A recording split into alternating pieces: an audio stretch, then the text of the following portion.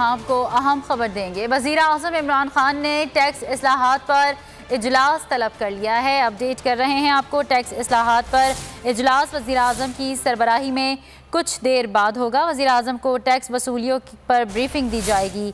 इस हवाले से मज़ीद तफ़सीलात बताएंगे नुमाइंदा बोल न्यूज़ शहबाज अहमद हमारे साथ मौजूद हैं। जी शहबाज, बताइएगा।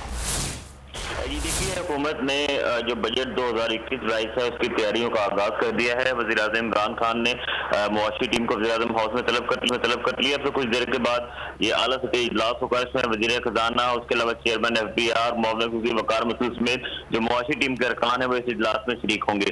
वज़ीर आज़म को जो टैक्स वसूलियाँ हैं उस पर ब्रीफिंग दी जाएगी। हुकूमत को जो आदाब पे मुकम्मल हुए नहीं हुए उस पर जो है वो बातचीत होगी। इसके अलावा चेयरमैन FBR अब तक जो कार्रवाई है इमरान खान को आगाह करेंगे। साथ साथ इजलास में बजट के हवाले से ज्यादा अहम हिदायत भी देंगे।